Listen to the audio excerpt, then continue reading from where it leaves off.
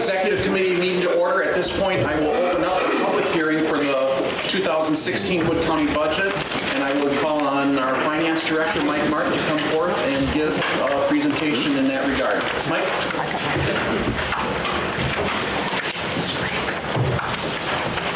Thank you, Trent. Good morning, everybody. Good morning. The slides you're going to see, our budget is quite similar to other years. We'll certainly highlight the things that change in it, the things that are of interest. But go ahead, on the first slide, governments, unlike private enterprise, have to know, first of all, what are their sources of money that are going to be paying for all the things that we do. And so the first thing is we have to decide as far as, how much money do we have and how are we going to allocate it. So you'll see that the total sources of money are going up by about $6 million in 2016. And the significant areas of increase are going to be the biggest increase is intergovernmental charges for services. It's about the fourth line down. It went from 18.2 to 21.1. And a lot of that has to do with how we budget for highway bituminous operations. We realized in 2015 that we were netting some things that we didn't need that we shouldn't be netting. So it went up by 1.6 million, or 2.2 million, sorry. The other areas in that source that went up, we've got a new budget area this year for, it's called Other Post-Employment Benefits, OPEB. That's where we convert sick leave balances to health coverage upon retirement. Because of we're approaching the crucial time as far as baby boomers retiring, we decided we wanted to keep a closer eye on that. So it's about $500,000 as far as sources of money and uses of money for OPEB. So that's another part of that intergovernmental charges, because it's charged to the department based upon their wages. And then lastly in that area, as far as intergovernmental charges, we charge the departments for health benefits. That went up by $160,000 for 2016. Another presentation of revenues by source. Here's all of our broad categories of revenues. And again, you can see the intergovernmental charges bar there is the most significant change. But the one that many people are interested in, of course, as far as what's happening to property taxes in 2016. Total property taxes are going up by about $580,000, about 2.5%. That's broken down into three elements. What we can use for operations, and that's based upon our net new construction, which is 0.95%. So we take 0.95%, that's how much we can increase our operating levy. And so that comes to $200,000. The other elements of property taxes are what we use for debt service and what we use for library aid. And debt service, of course, as you're well aware, we're accelerating our highway construction. So we took out new debt again this year for both the highway and the UW STEM project. So our debt service is going up by about $339,000. And then there's two ways of looking at our expenses. First of all, it's by what do we spend it on? What's the purpose of the expenditure? And as always, county government is going to be dominated by health and human services. That makes up approximately 40% of our total budget. But also public safety is significant, and highway is significant. But the mix of those hasn't changed that dramatically. The percentage of those is approximately the same, but the health and human services had probably the most significant increase. Out of the $6 million, health and human services category is going up by $2.2 million of that. But other areas of increase, again, in general government, you'll see that's a fairly significant piece of the pie. But when we come to the breakdown of general government, you'll see that that's dominated by our employee health benefits, which just happens to fall into the general government category.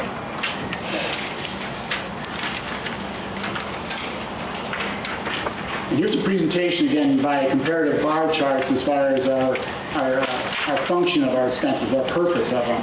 And you'll see that, again, that the Health and Human Services area is by far the biggest portion of our budget, and you'll see that it is increasing by that $2.2 million. But general government is significant, and that'll be the next slide, again, dominated by employee health benefits. Yes. So here's the breakdown of that general government. And you can see the bottom portion of that, as far as the health benefits, is over $10 million out of the 21 million total category. And again, that's going up fairly significantly. It's going up by, I think, about $1 million, I think. But the other piece of the pie, or parts of this budget, are relatively minor, and they're relatively comparative. Our IT department had probably the biggest increase. They have a new position in there that we'll talk about a little bit later. Public safety is pretty much just three categories, dominated by sheriff and corrections, but they're all fairly flat for 2016. The only increase of any dollar amount was in dispatch, and that's pretty much in wages and fringes.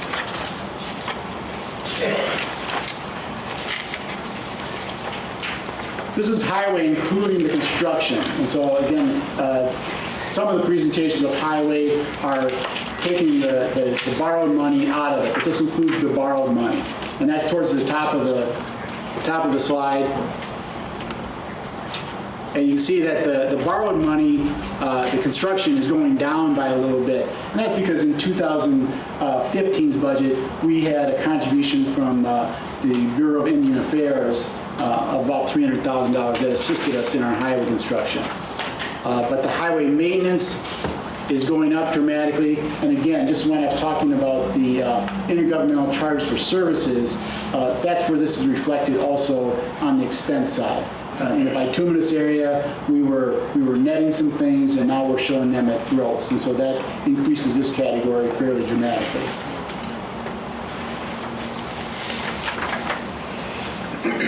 This is, again, the biggest portion of our budget as far as Health and Human Services. And again, it's dominated by the Human Services Department. They are by far our biggest department, but also Edgewater Nursing Home is in here, Health Department, Veterans, and the ADRC that we contribute. In the Health and Human Services, of the $2.2 million increase in this broad category, most of the areas were fairly flat, but we did have an increase in our Human Services Department of about $2.2 million. And Director Roetter is going to get more in depth with that after this presentation. In the education and recreation area, again, just a couple of large areas. We have the Parks and Forestry, we have the UW Marshfield, and UW Extension, or the library aid and the UW Extension. You'll see that they're fairly flat. The library aid went up a little bit. We are increasing our portion of coverage as far as their expenses from 77% to 80% of the cost for Wood County patrons that don't live in those library communities. The UW Extension is going down a little bit because in 2015 we funded the Farm Technology Days in the 2015 budget. So that's going down. We're still spending the money, but it was all appropriated in 2015.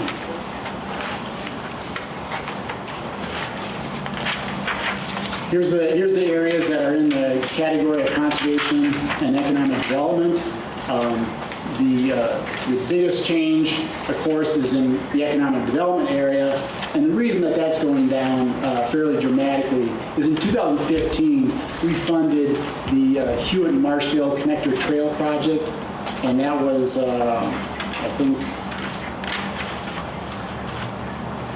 well, that's $212,000. So the big decrease in there is because that was a special item. Also in economic development, we have we cut our Marshfield housing funding in half, and that was about a $70,000 decrease. So that's a big change in this category. Like I said, there's two ways of looking at expenses, by what they're used for and then how they're incurred. And so this is, what type of expenses do we incur? As far as, do we contract out for the services? Do we have employees that provide that service? Or is it in the area of just supplies and other operating? And just like other years, our budget is dominated by the wage and fringe category.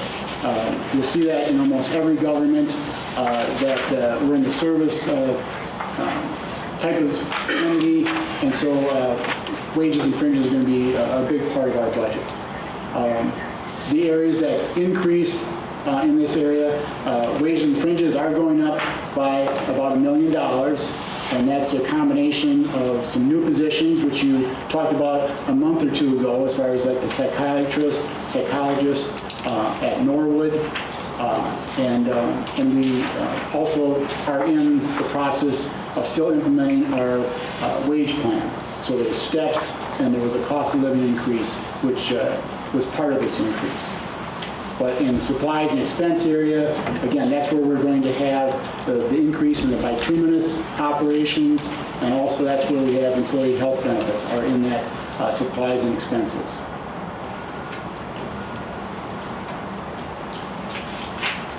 Here's a presentation of our health and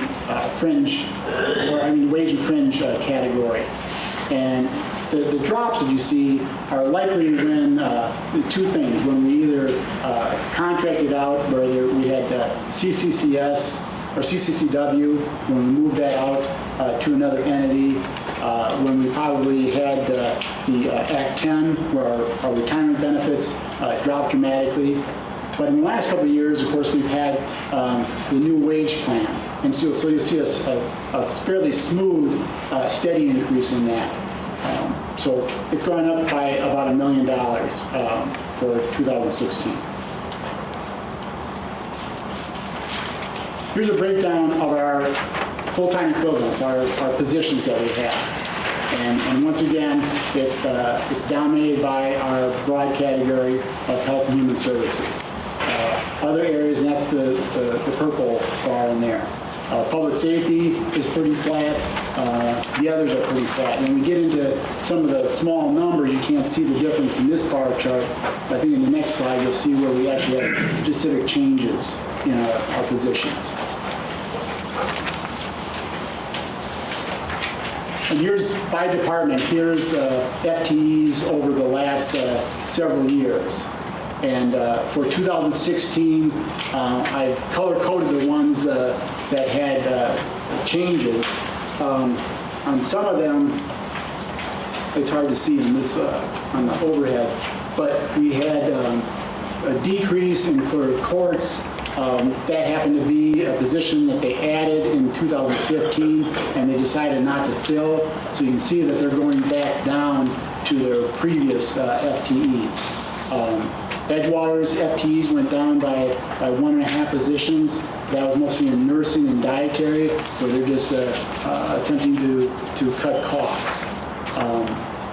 The UW Extension FTEs went down, but not really positions. What's happening in UW Extension is that those positions are shared with the state, and there's two positions that are going to be fully state employees now. So it's just moved from Wood County employment to state employment. So those are contracted services. The expense is still there.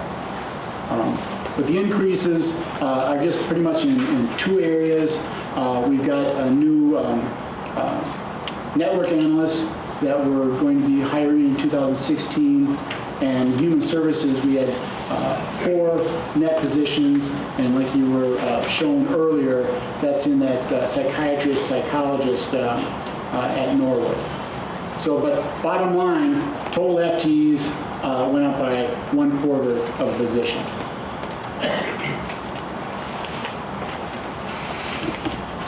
Here's our equalized value over many years, and what's happened in 2016, or 2016 budget for the first time, is we've had either no increase or actually decreases in the last 6 years, and this year we finally have at least a modest increase in our equalized value of 2.3%. And what that's helped us do is that even though that the taxes are going up by the total of $586,000, you'll see on a later slide that we almost have flat impact on our tax rate. So that's favorable news. And here's a whole history of what's happened with our tax rates over many years. You'll see that back when we had the tax rate freeze, they were pretty much at the $5.70. But then when we implemented the 0.5% sales tax, our taxes dropped dramatically by almost $1. When we took on shared dispatch, we had a little bit of a bump back in 2006 of about 12 cents. When the tax levy freeze went into effect, again, as opposed to the tax rate freeze, our taxes pretty much were flat at $4.70 for many years. Last year, when we took out debt for the first time for the highway projects, our tax rate went up to cover that debt service. And then this year, even though we have new debt, our tax rate for those communities that haven't their own library, our tax rate's going up by about 0.5 cent. So on a $100,000 house, that's 50 cents. For a $150,000 house, it's 75 cents. So our taxes are pretty much flat as far as going from 15 to 16. And then here's just a bar representation of the 2 tax rates. We've got a tax rate for those communities that have their own library. That's the lower line.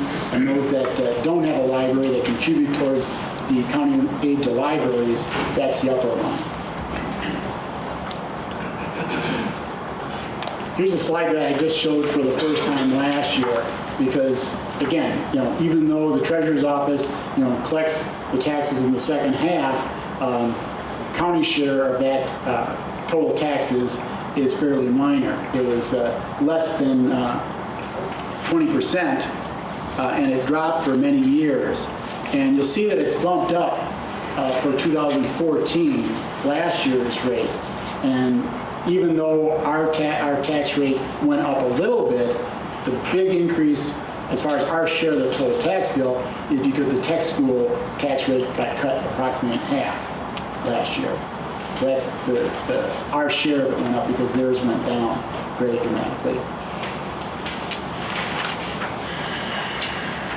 Here's just a budget sources and uses, and I've highlighted a couple of these that we've talked about a little bit. As far as our sales tax continues to be fairly favorable, but the one that I wanted to just touch on a little bit as far as this total general revenues, and those are the revenues that aren't assigned to a specific program. Property taxes, shared revenues, sales tax, but also when we use fund balance to balance our budget. And you'll see that the use of fund balance, last year's budget, we actually anticipated that we weren't going to use any fund balance. As a matter of fact, it was going to go up slightly. But this year, it's going up about total of the change is about over $600,000. We're going to be using $583,000 of general fund undesignated fund balance. And we can do that because on just a later slide, we only use fund balance that is above our targeted working capital reserves. So if we didn't have it available, we would rather have to cut budget items rather than dip into fund balance and bring us below that targeted level. And of those general revenues, this is how it's shared. So those of you that look at budgets for your own departments that you oversee, it'll come down to a net number as far as how much tax levy do you need. And that's a little bit misleading because it's not just property taxes. It's those other revenue sources that include those non-program money as far as sales tax revenue, shared revenue, investment money. Those are not assigned to any specific department, so they can go towards subsidizing any department that doesn't have its own program revenues that completely cover its expenses. But I'm just going to compare as far as 2015 as far as the share of it. You'll see that between human services and sheriff, they use approximately half of that. And if you go to the next slide and just kind of overlays that, it really doesn't change much. It still is that human services and sheriff use about half of our $30 million of general revenue sources. And they're a little bit different in the fact that the sheriff's budget is dramatically smaller than human services, but they don't have nearly the program revenues that human services does, and so they lean on the tax levy a little bit harder than human services. I talked about balancing the budget with use of undesignated fund balance, and we've used a method as far as we use 15% of a base amount of our budget, and that base is about $65 million out of our total $106 million budget. So we compute 15% of that, and we project our cash reserves as far as how we're going to end up 15, and then how much we're going to need in 16 to balance the budget. And so we never want to go below 15% of that base 65, 15% of that base money. And the dark line, the dark bar in this is that 15%. And the 15% is going up as our budget goes up. But you'll see that for the budget number is a little bit higher than our target. And so we're targeting that we're going to be a little bit above that 15% as we go through 2016. We've tested this 15% at times. You can see in those low years, and go ahead to the next slide. We've tested it a few years as far as that 15%. You'll see in 2011, we dropped down to our lowest level of about 13%. And what happens, and when we have less than 15%, many of our revenues either flow in as a reimbursement of expenses we've already incurred, or such as shared revenue, we don't get 80% of our shared revenues we don't get until November, I think it is. And so we need cash reserves to carry on our operations as we wait for reimbursement and as we wait for shared revenues. So when we did drop down in 2011, when it got down to the point just before we got our shared revenues, our liquid cash was quite low. And so we had to cash in some investments. We had to watch their cash reserves quite closely. And so even though the 15% is not universally used by all governments, we've tested it for ourselves, and the 15% works quite right for us. But you'll see that we are, for the last years, we're hanging right around that 15%. And I think as county board supervisors, you want that number to be about the 50%. You don't want to be dramatically different than the 15%, because as you go below it, you have cash flow problems. If you go above it, you're holding on to taxpayer money where you don't necessarily have a purpose for it immediately. We can open up for any questions. Questions of the finance director, folks? Seeing none, I would invite Director Kathy Roetter up to the front, because as As Mike alluded to, one of the big increases in this year's budget, and including deficit for this year's budget, is related in the part of human services dealing with child care and child placement. And Kathy, we asked Kathy if she wouldn't give a little presentation on exactly how that affects our budget. So Kathy? Yeah, you got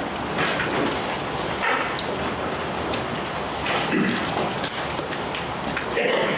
Good morning.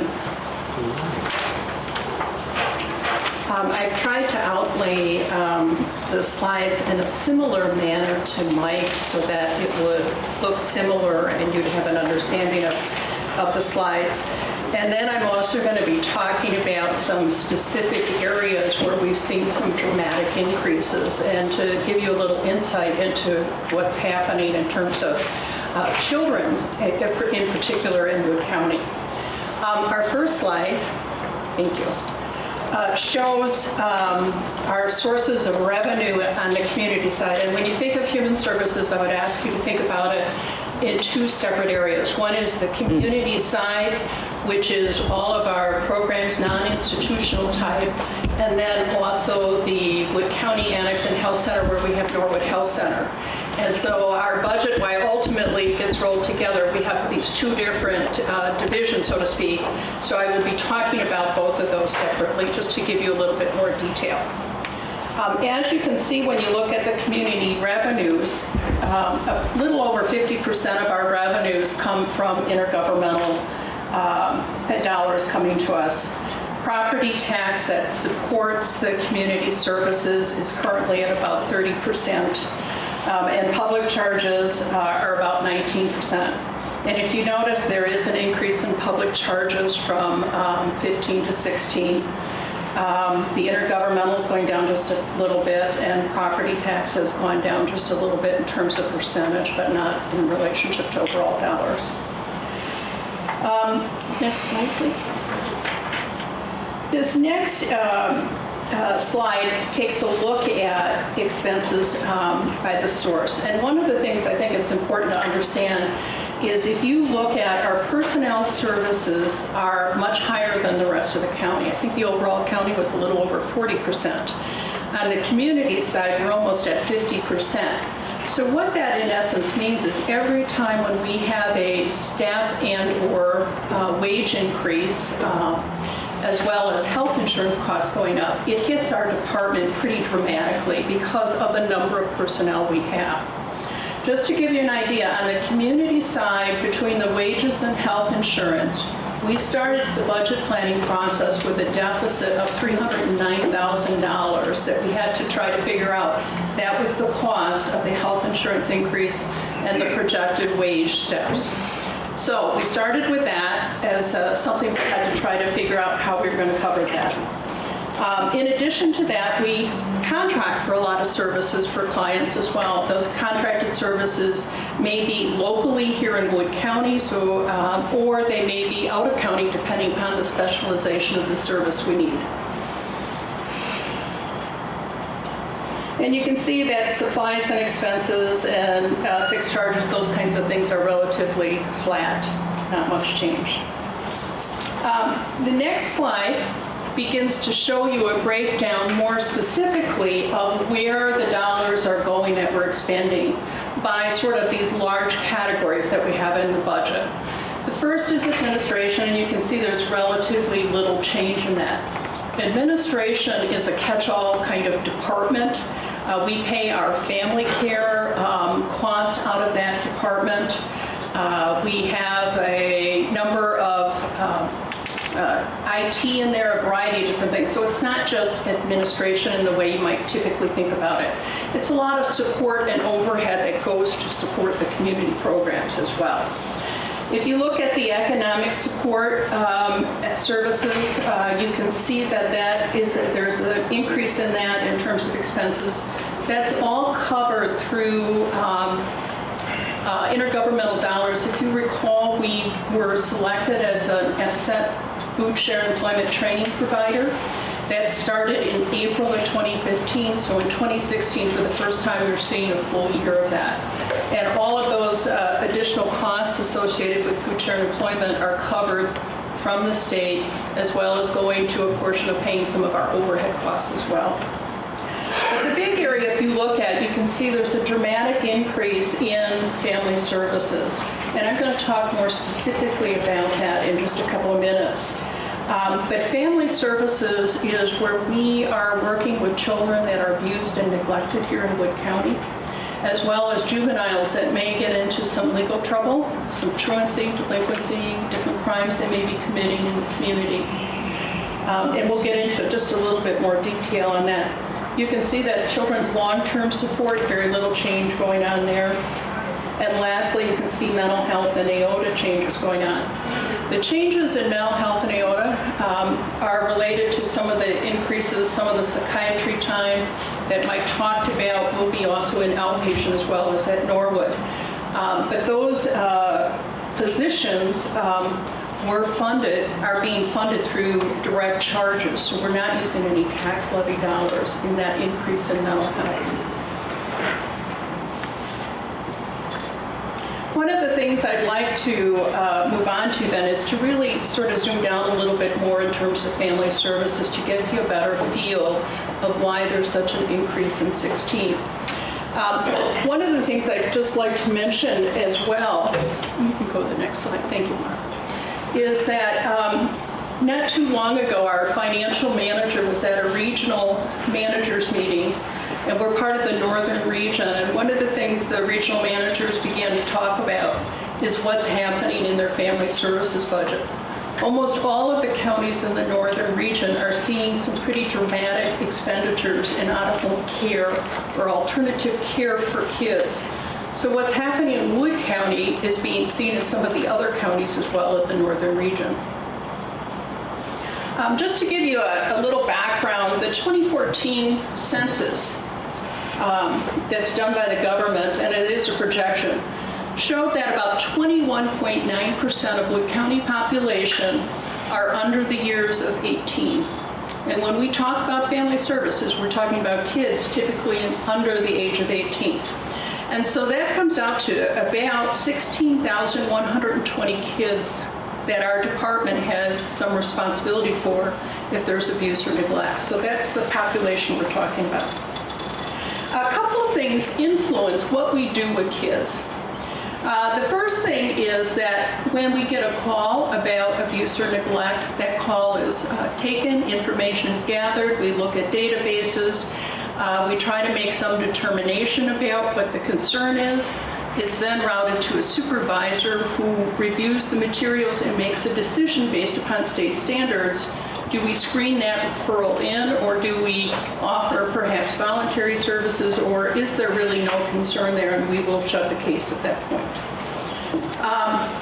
So if an investigation appears to be warranted, it gets assigned to a worker. That worker will go out and see the child, talk with teachers, talk with the school, talk with the parents to try to figure out what's going on. And there's a lot of different things that can happen at that point, particularly if we believe that the child is at risk for some safety concerns. Because our biggest concern with kids is keeping them safe. Now, sometimes we can keep them safe in their home by bringing additional services in. But at other times, we might be in a situation where we need to remove that child or children, because sometimes there's more than one in a home, that we need to remove them and find some other type of placement for them. That other type of placement is based upon what the needs of that child are. As much as possible, we look for other relatives that might be able to help us find a suitable, safe environment for that child. Obviously, it's best for the child as well if they can go to someone they know, such as another relative in the family. Unfortunately, there are some kids that their needs are so high that, in fact, foster care or going to a relative is not a viable option. So this first slide here shows the number of children, and it shows some trending data in Wood County that are going to residential care. And residential care occurs in a variety of different places. There's no residential care facility here in Wood County, so we're always having to send children that are in residential care out of the county. They may go to a facility in La Crosse, they might go up to Ashland, they may go down to the Milwaukee area. It just depends upon that child's needs. The state regulates the child care facilities, the residential care, and they set rates for those facilities based upon their costs. Currently, the residential care rates are between $295 and $453 a day. Insurance does not cover that at all. That is strictly paid by our department. If the family has if there's some child support or things like that, we access that. If the child is on Social Security, we access that. But basically, most of these types of charges are funded by the department. And we get a certain amount of money from the Department of Children and Families, and the rest of it is really offset by property tax or tax levy. Now, you can see that so far, and this runs through early November, that we're up to 17 children in residential care for this year, and we still have a month and a half to go. This is one of the higher cost levels of care that we fund for kids.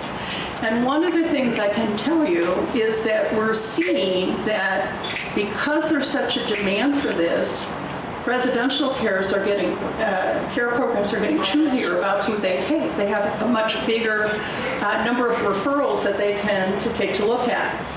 The other thing is some of our kids, we're finding their behaviors are so extreme. Some of the more moderate residential care facilities are not wanting to take these kids. So we're having to go to the higher cost facilities in order to get that. And at times, it is very challenging. And currently, we have one child that we're looking at. We may even have to go out of state to find a provider because there simply isn't one in the state that's willing to take it. So that's a little bit on residential services. Another level of care that you can see here are group homes. Group homes are sort of in between foster care or specialized foster care and residential care. It's sort of that intermediate, more moderate type of setting. And here again, you can see sort of the trending of group home placements. Group homes on average run between $184 and $196 a day. Again, those rates are set by the state. These facilities have to submit their costs. The state does their analysis and then sets what the rate is for them. But as you can see, the last few years, we've done fairly well at keeping kids out of group homes, but we're starting to see the trend. And again, it is directly related to what I think is going on with some of the children here in Wood County. The next slide takes a look at briefly the number of children placed in foster care. And you can see that it's sort of been up and down, but there's a gradual sort of increase going on. And again, this is not a full year in 2015 we're looking at. It's just through early November. And these kids that we place, some of them are siblings. And hopefully we try and make every effort to have siblings in the same foster care. Sometimes we can't always manage that. And foster care rates are set by the needs of the child. There's an assessment tool we use that the state gives us, and it sets rate bands through that process. And so they vary a little bit depending upon the needs of the child as well. The next slide that I want to show you is related to juvenile corrections. And we talked early on that we do get involved with juveniles that have various issues. They may be truant, may be involved in some crimes within the community. Some of them can be quite serious. And we will work with those kids. However, there is a small percentage of those kids that ultimately our department, in working with them or for a variety of other reasons, such as the seriousness of the crime, there is thought that they need to serve time in the corrections area. And so there's a juvenile corrections department under the adult corrections area. And there is a facility called Lincoln Hills and Copper Lake. Lincoln Hills is for boys and Copper Lake is for girls, and it's located up in Lincoln County. And the issue with juvenile corrections is the county really has no ability to manage the services once a child enters corrections. That is left to the correction department and their staff. So, but what the county does have responsibility for is the payment to cover those services. So if a child goes to Lincoln Hills, we have no ability to decide how long they're going to be there. We have no ability to say it's time to step them down into a less restrictive level. That's all controlled by the juvenile corrections staff. But what we do is we pay for a child to be at Lincoln Hills, and that cost is about $284 per day. And one of the things you can see here is that we're seeing more kids going to corrections. And as a result, the dollars we're spending in corrections is going up. And if you just look at through 9/30, you can see it's not quite double what we've spent in prior years. Now, this is one of those things that's similar to inpatient at the state hospitals. You never know when you're going to get a child that needs to enter into corrections. So our budget typically does not budget much for those because those are considered those high-risk things. We've been instructed to try to budget more for what our norm is. But as you can see with this increase going on in corrections, and the reality is that we just had another one enter earlier this month, so this is going to be going up pretty dramatically. We felt like we had to budget for these kids in corrections this year just to maintain what we're doing, and we couldn't go back and ask for money from the general funder that when we do, in fact, these were going to be costs we were going to incur. A couple things more I want to say about juvenile corrections is that our juvenile justice social workers work very hard to try to work with kids to keep them in the community, in their homes with their family, and bring services to them. But we don't always control the outcome of kids either. And there's two other groups of people that have significant control about what happens with these kids when they go to court. One of them is the judge. The judge can make a decision, even though the department may bring forward a recommendation. The judge can decide, nope, this kid is at risk and we need to ensure the community safety, and therefore we're going to place at Lincoln Hills. The other thing that can happen sometimes is the district attorney may also make decisions about what they think. And there are times where our department may in fact make some recommendations, and the district attorney as well may feel a different thing, or his office. So we don't have full control over kids entering into corrections either. So that makes it, I think, more challenging from a budgetary perspective because you're never quite sure how things are going to happen with that. But the one thing we do know is that we will end up paying the bill for those decisions. All right. The next thing I wanted to move into is just a quick little overview of Norwood for you as well. I talked about wages and health insurance because of the number of staff we have. The same issue occurs up at Norwood, where we spend about the wage increase in the health insurance for 2016 was about $115,000. And again, it's because Norwood is a very staff, labor-intensive type services. But if you look at here, you see a little bit different story in terms of where the revenues come from. Public charges up at Norwood account for about 78% of the revenue there, with property tax being about 18%. And that 18% actually decreased this year in the budget in 2016 as we look at bringing those doctors on and then generating revenue from what they're billing as well. So that has actually decreased the request for tax levy up at Norwood. And you can see the breakdown of charges up there, and that the tax levy dropped from 20.81 to about 18.14%. In addition to that, the next slide shows the expenses up at Norwood, and here you see the personnel costs. Personnel costs up at Norwood are about 62% of the overall budget up there, with about 21% being contractual, and then you have your supplies and outlay costs associated there. The next slide will give you a breakdown of the different departments up at Norwood. And again, you'll see not a lot of significant change other than on the inpatient area. And that inpatient area is where the physicians' costs are going, the psychologists, those extra physicians that hopefully that you approved earlier this year, but for the first time we're actually budgeting for them in the budget now. So that gives you a bit of an overview of how those dollars go. But in summary, really the biggest area of concern in our budget is really in the family services or with the children and juveniles and what's happening in the county. I can tell you that there's been a lot of research being done to look at more closely how we can be more successful with children and juveniles. And one of the things the literature really is emphasizing is looking at adverse childhood experiences. And the more of those compounding experiences that kids have, the more difficulty and challenging they will have sort of living in society in some respects. They have some issues going on in their brain. They're finding some changes, their inability to regulate things. And regulation of one's conduct and behavior is a higher level function in the brain.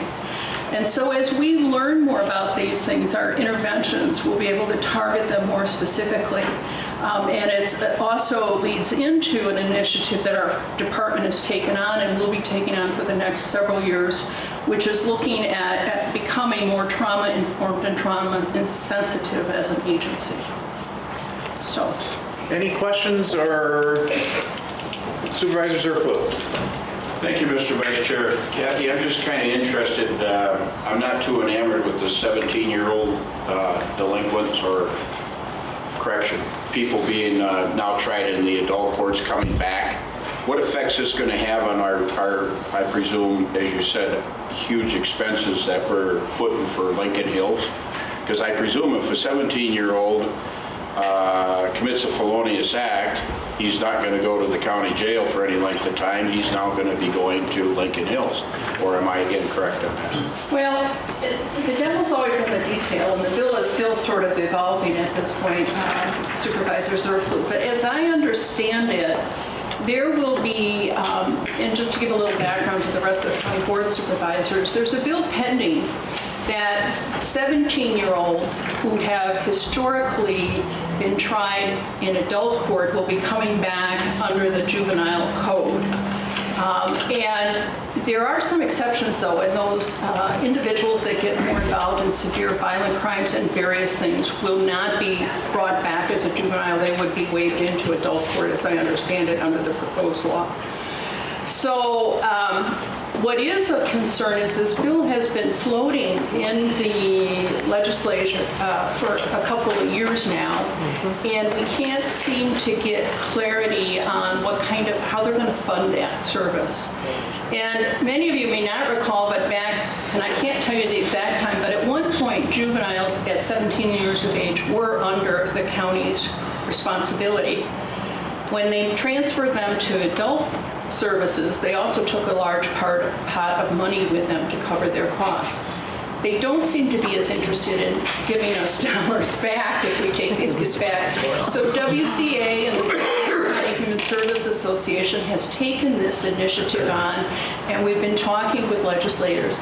And I believe, and I don't follow this at the level of detail, but there is some compromise dollars that are being talked about that could come back to the counties if this were to go through.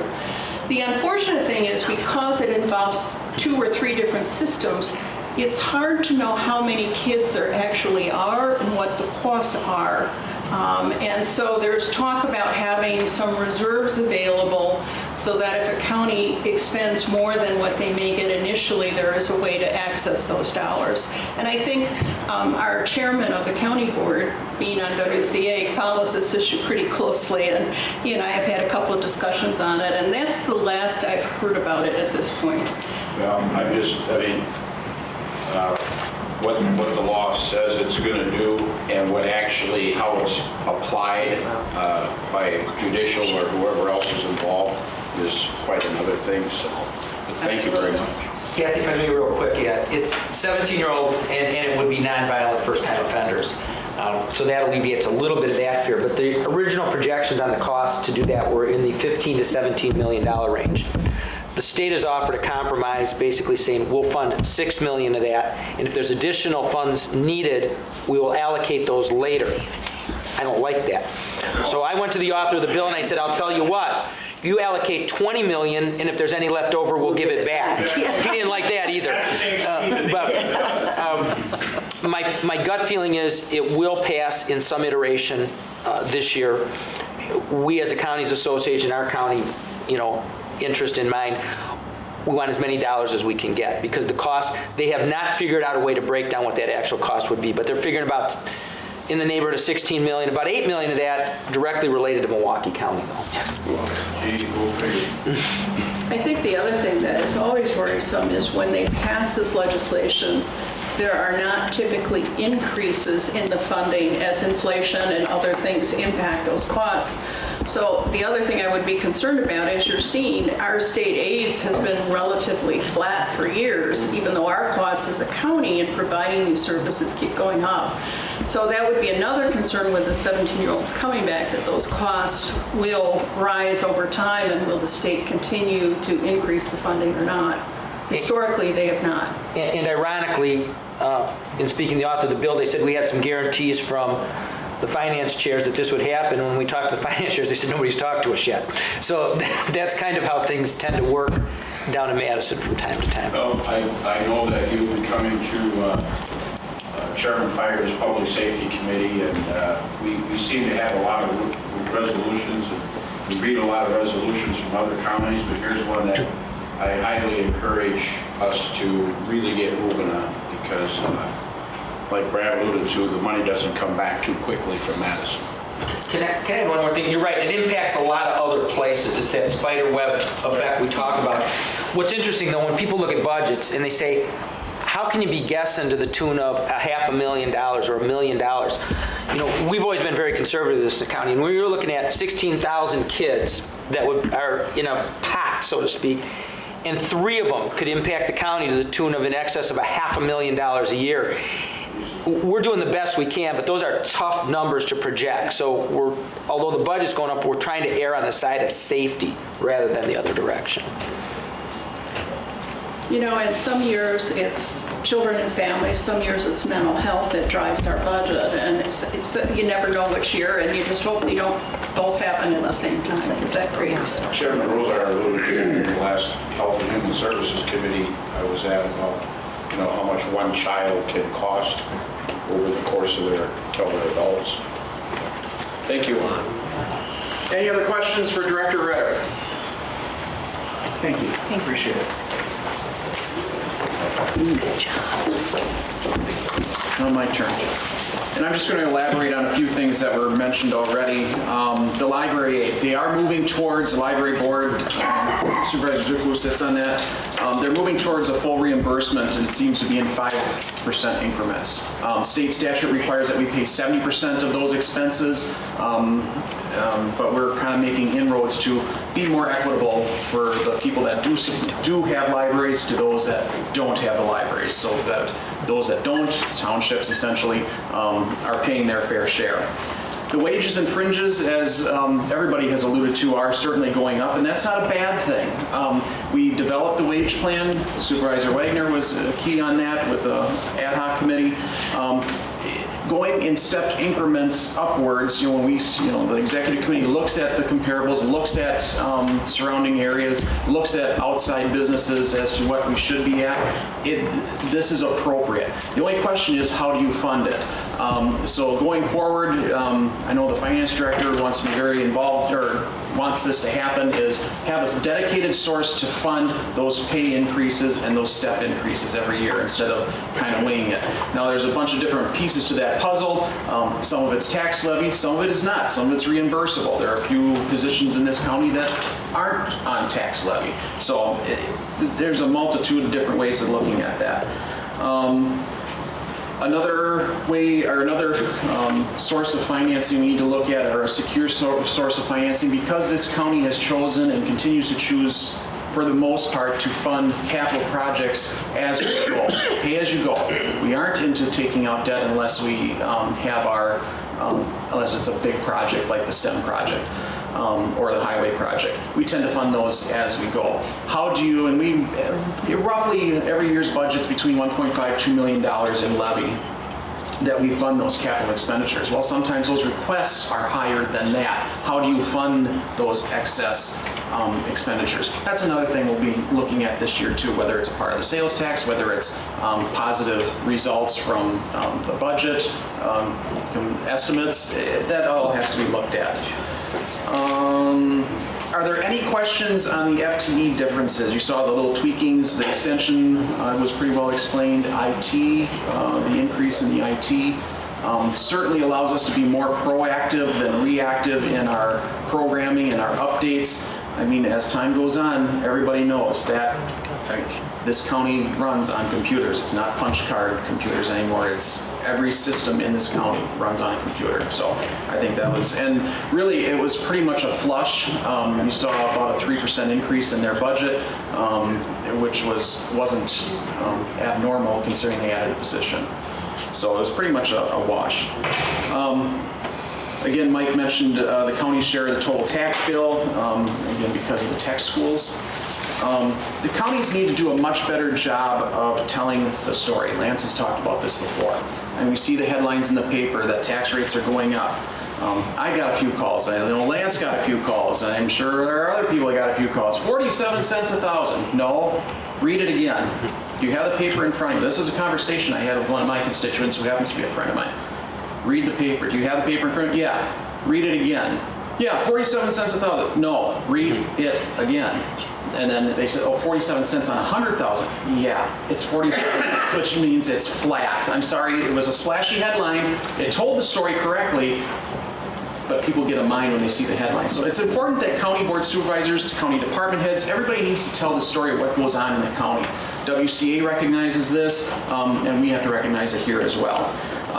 Certainly this, what Kathy was talking about with Child Protective Services and everything, you need to tell the story to the state, you know. And it sounds like that story is being told through the WCA, through WCHA, and the Human Services State Association. But it's important to go down to those CAP meetings. I know Supervisor Wagner, I think I saw Mahan's head in a picture. Didn't see his front face, but I saw the back of his head on one of the pictures. So I look like Mahan. Director Gruing, a lot of people go to those, and that's where you get FaceTime with legislators who make that decision. So continued support of that, certainly. Our roads are getting better because of the funding sources we use. There's no question. Doug's not here, but Doug can certainly and will be sharing those results as we do those PACER ratings. You'll see our roads on whole are getting better and better. And that's appropriate. It's good to see. It's imperative for economic development. It's imperative to get that under control because what you spend now is much less than what you will spend later when those roads completely crumble. The healthy fund balance, 15% is certainly, like Mike said, is tested.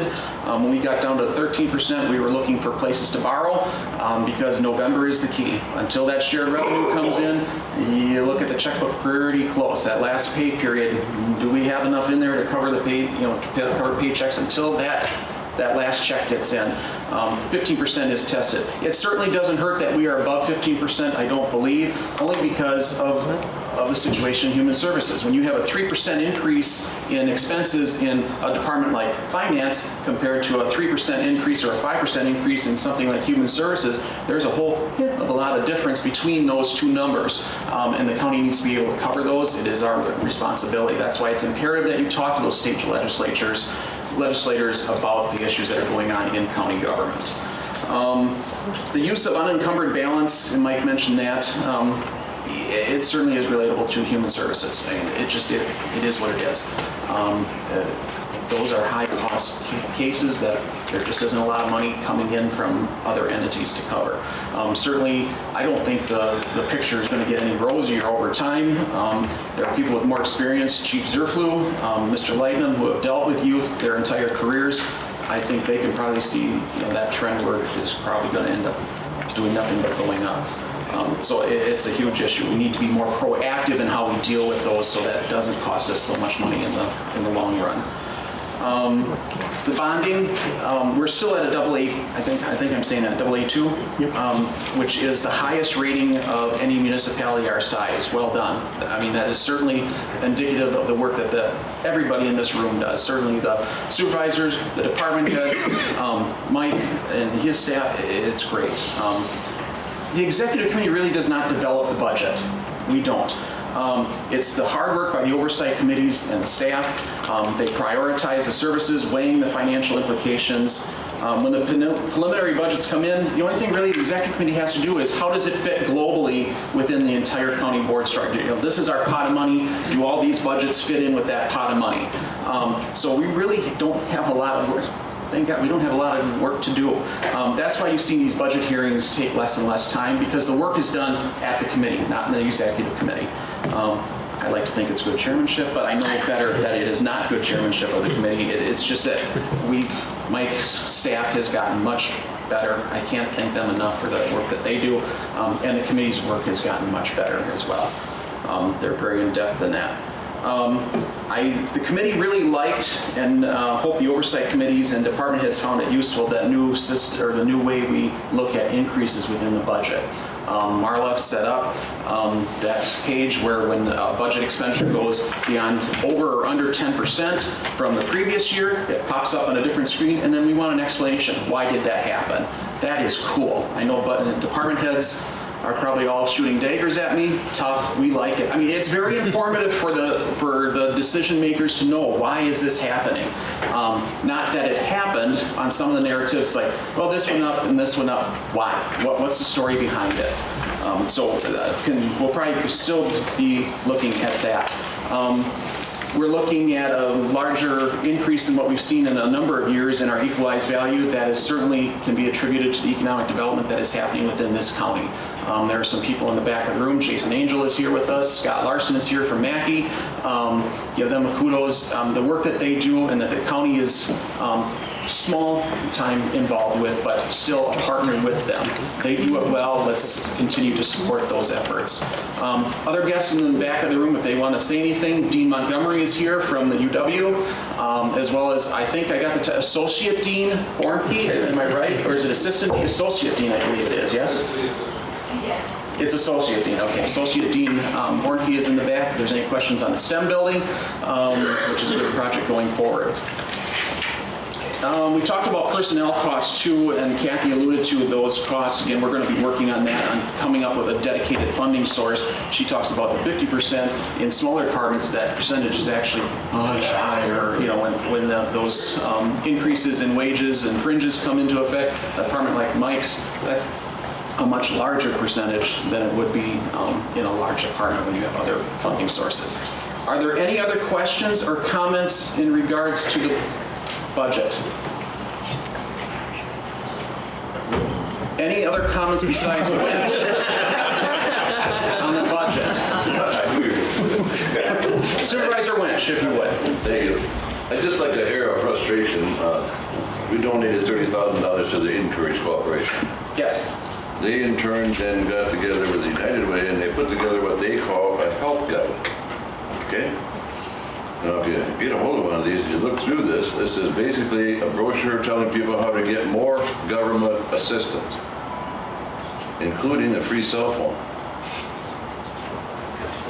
That just really frustrates me. It ticks you off. Yeah. Yeah, okay. That too. Yeah, I kind of thought. We're not going You're to filtering improve very things by giving people more things, and it's just really frustrating for us to spend money and then they come along and promote that. Agreed. Thank you. Yes. Supervisor Clendenning. Thank you, Mr. Chairman. I think this is a great budget. I really do. Health services is welcome to what they want on there because of what they do. But I also am kind of ticked off about, especially Reggie. And given that, I see the group in the back here from Marshfield. I've seen them at committee meetings making their presentations. I see them doing something with the money that we give them. But I don't see it with Reggie. And I'm kind of sick of it. I hear so many times, well, can we afford another meeting? Maybe we can't afford it. What are they doing for that money? I'm voting for the budget. I'm not telling you that. But I'm upset with that. I think we're just giving money away, and I see local people when I look at the Marshfield group, or even when I look at the Heart of Wisconsin here. But in that, I see people from Missouri, people from other states. I'm really disgusted about it, and I was thinking of voting against the budget just for that, but I'm not. I just say, I wish we would take a closer look at that. I personally think it's a waste of money. Thank you. Or better reporting would certainly be welcome, yes? Better reporting to the county board might be a good option too. I pay twice. I pay at the town level and the county level for it. Okay. Any other comments related to the budget? Okay, at this point, I will close the budget hearing. The executive committee is still in session, and the only other item on the agenda are the two resolutions related to the levy and to the budget. We'll take them all as one, if that's all right. A motion to approve those two resolutions to send to county board for their consideration by Rozar, seconded by Hinkle.